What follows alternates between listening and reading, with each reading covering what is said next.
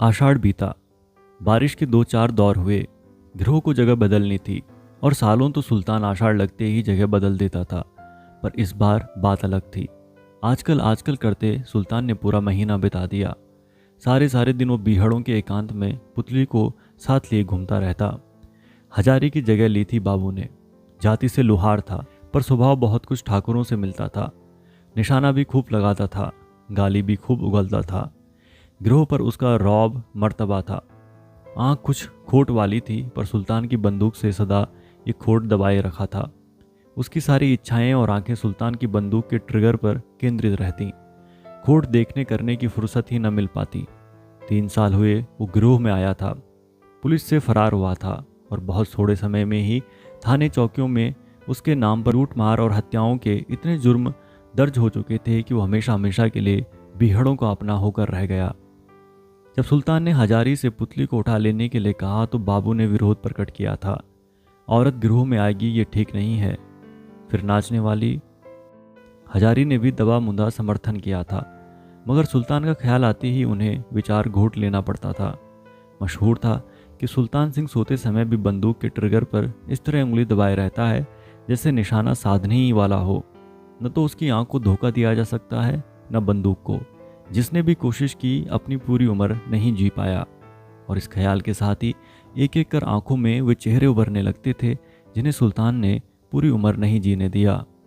जालिम सिंह, बनवारी, राम रखा, सीताराम, गिरोह का हर आदमी जानता था कि सुल्तान धोखा सूंघता है और उसकी तस्वीर मिटा डालता है। यही कारण था कि पसंद नापसंद के बावजूद गिरोह का हर आदमी सुल्तान के हुक्म के आगे चुपचाप गर्दन झुका देता है। सुल्तान ने पुतली को उठवाया, नाचने वाली की जाति को गिरोह के बीच रखा, उससे विवाह कर लिया। गिरोह का हर आदमी खून के घूंट पीकर रह गया। पर आज हर बात से 100 कदम आगे बढ़कर बात कही है सुल्तान ने। गिरोह ने सुना। मौत का सन्नाटा चेहरों पर उतर आया। मुझे अपनी माँ का हुक्म पूरा करना है, सुल्तान सिंह ने कहा था। पुतली को उसके गांव छोड़ देना है। ये बात बर्दाश्त से बाहर की है। सुल्तान आदेश देकर बीहड़ों में चला गया था, पुतली के गले में बांह डाले हुए। गिरोह में सनसनी फैल गई।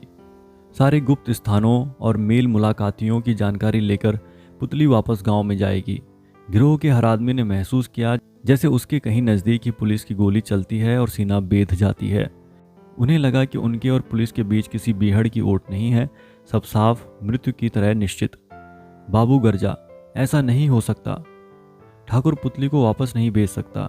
वो पुतली है, वो रत्ती रत्ती बात मालूम कर लेगी और हम में से एक भी नहीं बचेगा। पर ठाकुर से कहे कौन? कौन कहेगा? डाकू ने समस्या पेश की। बाबू ने सीना ठोककर जिम्मेदारी ली। मैं बात कर लूँगा। पर बाबू भैया, अच्छी तरह सोच विचार कर लो। ठाकुर जिद्दी है। जिद की कोई बात नहीं है, बाबू ने लापरवाही से कहा। उसकी जिद के कारण हमें थोड़े ही सरना है। उसने निश्चय कर लिया था कि एकांत पाले ही सुल्तान से बात करेगा। ये महज इत्तेफाक था कि सुल्तान ने उसी दिन जगह बदलने की घोषणा की थी। परसों जाएंगे। बरबई के बीहड़ों में पुतली को छोड़ते हुए आगे निकल जाएंगे। धड़कते दिल से गिरोह ने यह निर्णय भी सुन लिया था। एक क्षण सन्नाटा रहा, फिर बहुत हिम्मत सहेज कर बाबू ने कहा, पुतली बाई को छोड़ना बहुत जरूरी है क्या? बरबई की तरफ पुलिस का दबाव ज्यादा है, उधर जाना खतरे से खाली नहीं है। मेरी सलाह मानो तो अभी ठहरो। नहीं नहीं, सुल्तान बोला, ये मेरी मैयों के वचन का सवाल है। पुतली को बरबई तक छोड़ना ही पड़ेगा। पुलिस के दबाव की बात समझ लेंगे। बाबू ने तरीके से बात आगे बढ़ाई। पुतली बाई को वहां छोड़ दिया तो पुलिस परेशान करेगी। औरत जात है, पुलिस वाले कुत्ते होते हैं। वे औरत की इज्जत आबरू किसी का ख्याल नहीं करते। बाबू नहीं चाहता कि सुल्तान से सीधे सामने आकर विरोध करे। उसने कूटनीति का सहारा लिया। सुल्तान भुसकर आया। बाबू ने कहा, सोच लो ठाकुर, पुलिस का हर काम तुम्हारा जाना समझा है। सुल्तान ने उत्तर दिया, मैंने सोच लिया है। पुलिस पुतली से कोई गड़बड़ नहीं कर सकती। सुल्तान सिंह की बंदूक का पहले ध्यान रखना पड़ेगा। वहां तक अपना रौब थोड़ी ही चलता है ठाकुर, बाबू ने व्यंग किया। सुल्तान सुलग गया। जो भी हो, पुतली को उसके गांव पहुंचाना बहुत जरूरी है। पुलिस वालों को पुतली से क्या मतलब? सुल्तान के पास आए और उसे जिंदा या मुर्दा खींच ले जाएं। पुलिस वाले तुम्हारी तरह नहीं सोचते, बाबू बोला। औरत हो या मर्द, थानों में खाल उधेड़ ली जाती है। मैंने तो बरसों पुलिस में काम किया है, जानता हूँ कि वहाँ क्या क्या होता है। मेरी सलाह मानो, पुतली को वहाँ भेजने का विचार छोड़ दो। सुल्तान चुप रहा। डाकू उसका चेहरा देखते जा रहे थे। उस पर कई भाव आए गए। बाबू काले सांप के आगे हाथ घुमा रहा है, पर बाबू ने रटे रटाए पाठ की तरह बात जारी रखी। ठाकुर, तुम्हें पुलिस के लंबे हाथों का पता नहीं है। आदमी से पलक मारते जुर्म कबूलवा लेते हैं। इसमें वे न मर्द का ध्यान करते हैं न औरत का।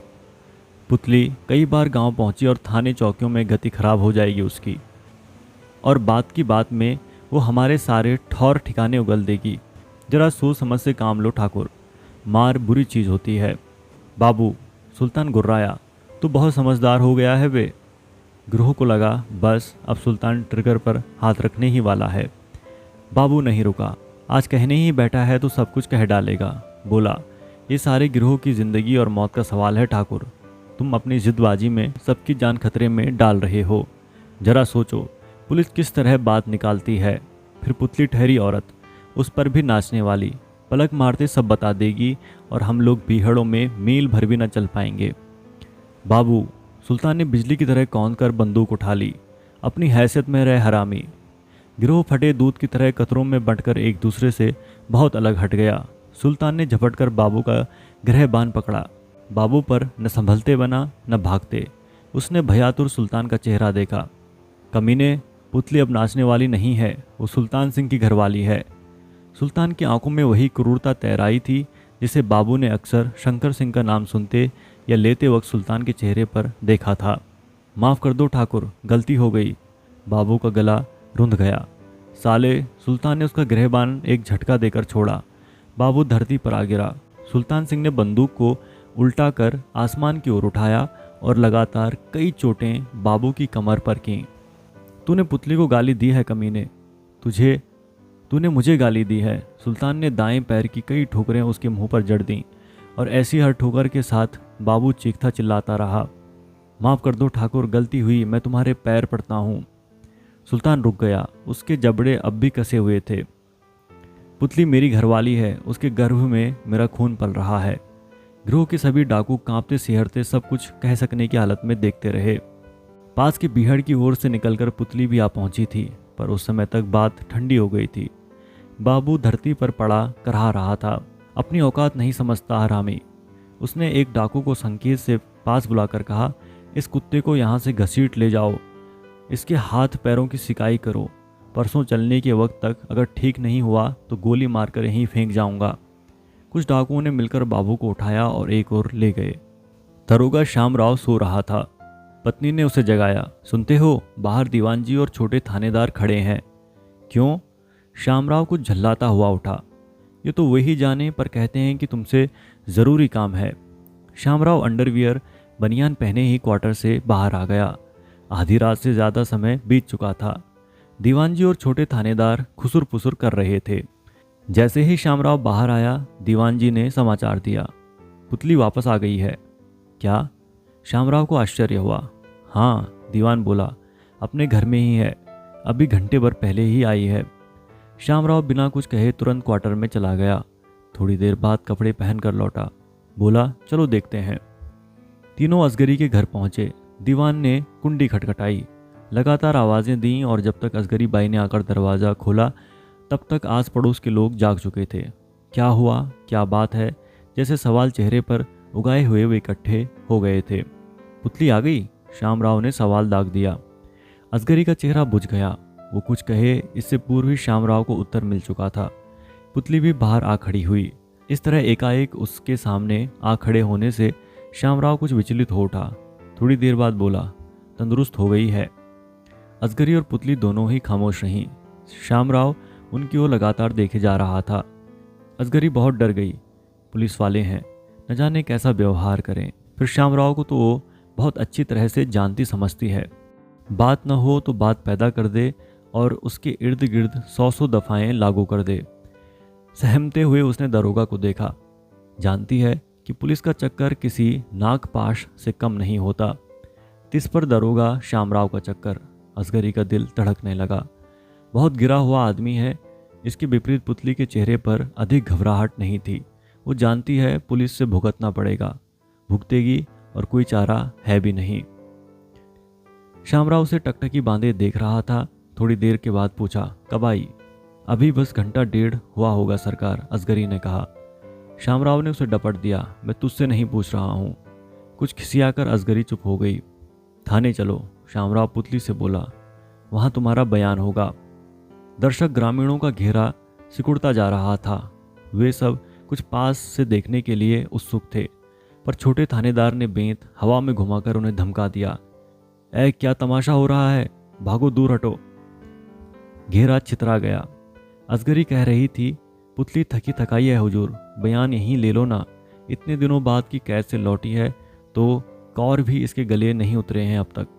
नहीं नहीं, बयान थाने पर ही लिया जाएगा, श्यामराव ने कठोर स्वर में कहा। फिर पुतली को संकेत किया, चलो। असगरी कुछ और कहती, पर पुतली स्वयं आगे बढ़ गई। चलो साहिब। ग्रामीणों में फुसफुसाहटें फैल गईं। आसमान से गिरे खजूर में अटके। बागियों के बाद पुलिस के चक्कर में फंस रही है बेचारी। असगरी चाहती थी वो भी पुतली के साथ जाए, मगर दरोगा ने कहा, तू क्या करेगी, हम तो इसका बयान लेंगे, बाद में भले घर लौट आए, हमें कोई हवालात में थोड़ी डालना है। असगरी ने आश्वस्त होने की कोशिश की, पर संदेह की एक हल्की सी परत दिमाग पर चढ़ गई। पुलिस का क्या भरोसा, कब बदल जाए, मगर क्या भी किया जा सकता है। श्यामराव पुतली को लेकर थाने पहुंचे। छोटे दरोगा ने कहा, इसे कमरे में बिठाओ, तब तक मैं आता हूँ। पुतली को कमरे में बिठाल दिया गया। वही कोना एक बार पहले भी लाई गई थी यहाँ, और यही दरोगा। पिछली याद ने शरीर में एक सिहरन पैदा कर दी। थोड़ी देर बाद श्यामराव लौटा।